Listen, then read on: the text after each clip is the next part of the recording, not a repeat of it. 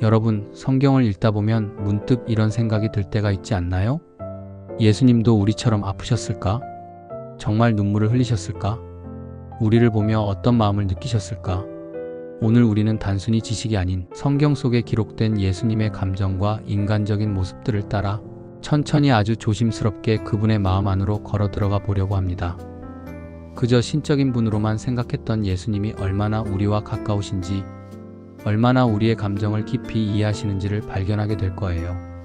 혹시 지금 마음 한구석이 지쳐있거나 상처가 있다면 오늘 이 이야기가 여러분에게 부드러운 위로가 되기를 진심으로 바랍니다. 눈물을 흘리시는 예수님. 예수님은 나사로가 죽었다는 소식을 듣고 베다니로 향합니다. 길을 따라가던 그분의 시야에 마르다와 마리아의 눈물이 들어왔습니다. 집 앞에는 통곡하는 유대인들과 슬픔이 공기를 짓누르고 있었죠. 요한복음 11장은 이렇게 기록합니다. 예수께서 심령의 피통이 여기시고 불쌍히 여기사 눈물을 흘리시더라. 그 장면을 조용히 떠올려 볼까요? 예수님은 깊은 슬픔에 빠져있는 유대인들에게 단지 불쌍하다라고 공감 없이 말한 것이 아니라 가슴 깊은 곳에서 솟아나는 슬픔을 주체하지 못하시며 함께 눈물 흘리셨습니다. 사랑하는 사람을 잃은 가족의 고통이 그분의 마음 안에서도 동일하게 느껴지고 있었던 거죠. 그 순간 예수님은 하나님의 본체, 기적의 주님이 아니라 우리를 향해 가슴 아파하며 함께 우는 친구였습니다. 하나님은 그저 우리를 멀리서 보시고 판단하시는 분이 아니라 나와 함께 눈물 흘려주시는 분이십니다. 슬픔을 억누르기보다 하나님 앞에서는 감정을 솔직히 드러내도 괜찮습니다. 마음껏 울어도 되는 넉넉한 사랑의 품, 그것이 예수님의 눈물에 담긴 우리의 친구 되시는 주님의 모습입니다. 흐느껴 우시는 예수님. 예루살렘에 가까이 이르렀을 때 예수님은 도성을 바라보며 조용히 멈춰섭니다. 그리고 흐느껴 우십니다. 그 성을 보시고 우시며 수많은 사람이 활기차게 오가는 성을 바라보며 예수님은 기쁨이 아니라 깊은 비애를 느끼셨습니다. 곧 닥칠 멸망, 그들의 완악함, 하나님의 구원 계획을 알지 못하여 심판이 임할 그들의 미래를 생각하니 마음이 찢어졌던 것입니다. 그분의 눈물은 정죄의 눈물이 아니라 부디 돌아오라는 사랑의 울음이었습니다. 하나님은 우리가 멸망의 길로 가는 것을 그저 지켜보지 않으십니다.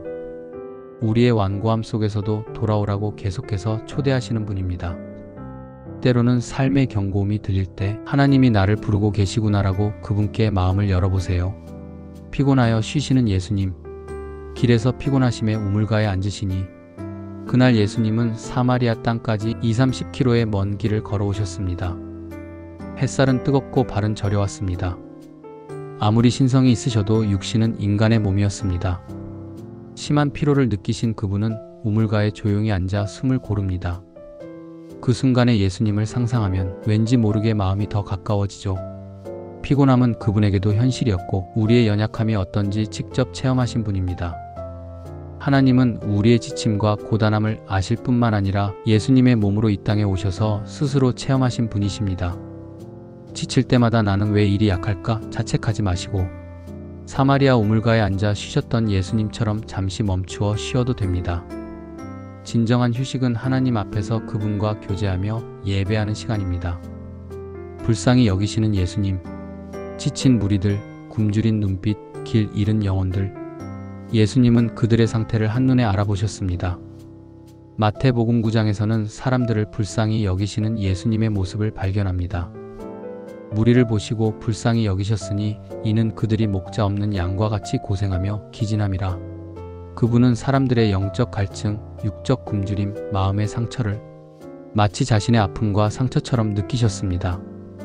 예수님은 내가 너희를 안다 하시며 긍휼과 사랑의 마음으로 다가오셨습니다. 가장 상한 자에게 가장 먼저 손을 내미시는 분이었습니다. 주변에 지쳐있는 사람들을 보며 예수님처럼 눈길을 멈추는 마음을 가져보세요. 긍휼은 거창한 봉사보다 작은 관심 하나에서 시작됩니다. 머리 둘 곳도 없었던 예수님.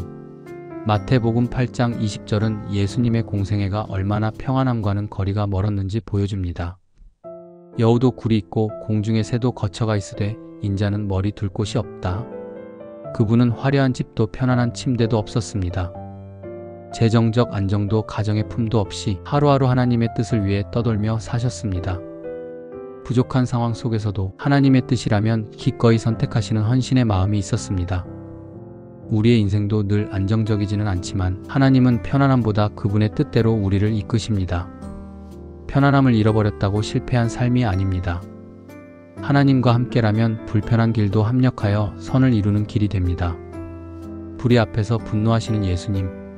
예수께서 그들의 완악함을 보시고 근심하시며 그들의 마음이 어떠한가를 보시고 그에게 말씀하시니 바리새인들은 병든 사람보다 자신의 전통이 더 중요했습니다. 그래서 안식일에 병 고치는 일을 비난했죠. 왜 사랑보다 형식과 율법이 우선이 되는가? 예수님은 그들의 완악함을 보시고 근심하며 분노하셨습니다. 예수께서 성전에 들어가사 성전 안에서 매매하는 모든 사람들을 내쫓으시며 돈 바꾸는 사람들의 상과 비둘기 파는 사람들의 의자를 둘러 엎으시고 성전은 기도하는 집이어야 했습니다. 그런데 장사꾼들과 돈 바꾸는 사람들로 가득 찬 강도의 소굴이 되어버렸죠. 예수님은 조용히 넘기지 않으셨습니다. 그분은 탁자들을 엎으셨고 거룩함을 짓밟는 불의를 강하게 뿌리 뽑으셨습니다. 예수님의 분노는 미움의 분노가 아니라 사람들을 위한 사랑의 분노, 거룩함을 지키기 위한 정의로운 분노였습니다. 불의 앞에서 침묵하는 것은 예수님의 길이 아닙니다. 사랑이 담긴 분노는 때로 필요한 선택입니다. 우리도 삶의 현장에서 정의를 위한 용기를 낼 수 있습니다. 기뻐하고 감사하시는 예수님.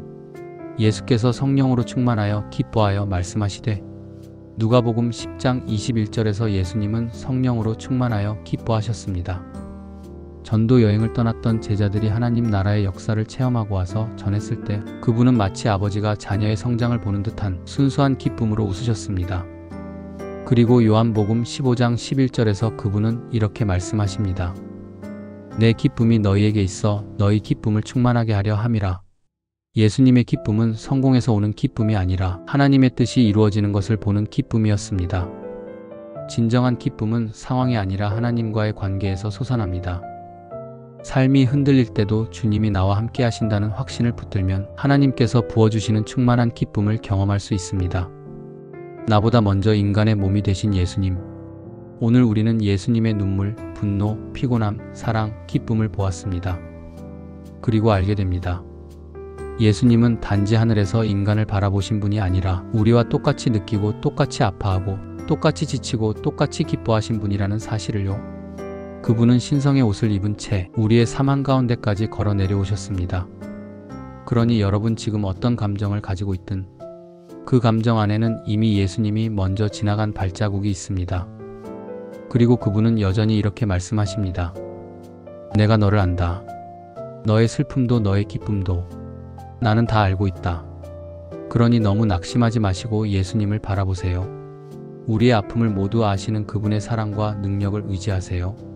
오늘 이 영상이 여러분의 마음에 예수님의 따뜻한 사랑의 온기가 스며드는 시간이 되었기를 바랍니다. 여러분의 마음속에 자그마한 울림이 되었다면 구독과 좋아요로 응원해주세요. 콘텐츠를 통해 예수님을 소개하는 데 큰 힘이 됩니다. 다음 영상에서는 또 다른 역사 속 신앙의 흔적과 그 안에 담긴 의미를 함께 나누겠습니다. 감사합니다. 평안한 하루 보내세요.